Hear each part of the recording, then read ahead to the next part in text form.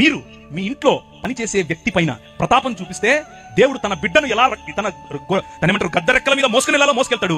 మీ జీవితం ఫరోలాగా కుప్ప కూలుతుంది. మీ పొలంలో పనిచేసే వాడి మీద మీరు చూపించే ఈ దాన్ని ఏమంటారు మేకపోతు గాంభీర్యం మీ బతుకును నాశనం చేస్తుంది. మీరు పనిచేసే చోట మీ సహ ఉద్యోగి పట్ల మీరు చూపించేటటువంటి అన్యాయం మీకు పట్టిన కొవ్వు కరిగిస్తుంది.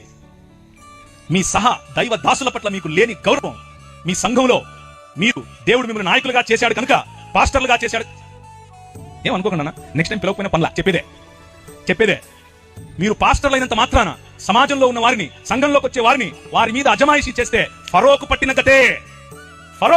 ఎందుకంటే మన దేవుడు, ఆయన హృదయం ఎక్కడ నలిగిపోయే ప్రజలు ఉంటారు, ఎక్కడ అదిమివేసిబడిన ప్రజలు ఉంటారు, ఎవరి పైనైతే మీరు ఇంకా ఎక్కువ భారం పెడతారు అక్కడికి గద్ద తన పిల్లలు తనుకుని పోయినట్లు వచ్చి తనుకుపోతాడు.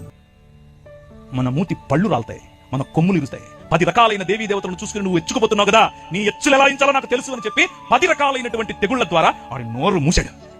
రాజ్య నిర్మాణం రా బయటికి అని అన్నాడు. ఎడారి గుండా తీసుకెళ్లి నీ సముద్రాన్ని దాటించి 40 సంవత్సరాలు వారి కొవ్వు, వారి మదం ఇరిచి అణిచి ఒక రాజ్యం కట్టాడు. నేనే నీకు కింగ్ అని చెబితే వాళ్ళు అన్నారు, వద్దులయ్యా మాకు నువ్వు కనపడటం లేదు కానీ మాకు ఇంకొక రాజు కావాలి, నువ్వు కనపడతలేవు అన్నారు. ఏంటి మీకు ఇంకో రాజు కావాలా? అదే ఇక్కడ చెప్తున్నాడు యేసు ప్రభు ఈ ఉపమానంలో. కాగా అతడు ఇదిగో నా విందు సిద్ధపరిచి నా ఎద్దులను క్రొవ్విన పశువులను వధింపబడినవి అంతయు సిద్ధముగా ఉన్నది, పెండ్లి విందుకు రండని పిలిచాడు. ఎవరు పిలిచాడు? మొదట ఇశ్రాయేలును. అయితే వారితో చెప్పుడని వేరే దాసులను పంపిన గాని వారు లక్ష్యం చేయక ఒకడు తన పొలమునకు మరి ఒకడు తన వర్తకమునకు ఎవడి పట్ల వాడు దేవుడిని తిరస్కరించి వారి పనులకు వెళ్ళిపోయారు. ప్రభు అన్నాడు, తక్కిన వారు అనగా ఎవరైతే ఈ పనులు, ఈ వర్తకాలు కాకుండా మతం పట్టారో, సంఖలో బైబిల్ ఎట్టేసుకుని ఓ నేను లేవీయుణ్ణి, ఓ నేను యాజకుణ్ణి అని వీళ్ళేం చేశారు? పంపినటువంటి దాసులను మొదట మోషే, తర్వాత అహరోను, ఆ తర్వాత ఆయన పిల్లలు యాజకులు మొదలైన వారు ప్రవక్తల రూపంలో వచ్చి చెప్పినటువంటి మాట, అన్యాయం వద్దు, ఏం తీసుకొచ్చి నేను యెహోవాను దర్శించాలి, నేను ఏం తీసుకొచ్చి యెహోవాను దర్శించాలి? ఆ బయలేమో మా పంటలు అడుగుతున్నాడు, మేము పంటలు తీసుకొచ్చి ఇవ్వాలనా? ఆ కియు దేవతేమో తైలం అడుగుతుంది, వేలాది నదులంతా విస్తార తైలం ఇచ్చేయాలనా? ఆ నక్షత్ర దేవతేమో, మొలకు దేవుడేమో మా కొడుకులను అడుగుతున్నాడు, నా గర్భఫలమైన జ్యేష్ఠపుత్రుడు నీకు ఇచ్చేయాలనా? అరే మళ్ళీ మతం కట్టేశారు.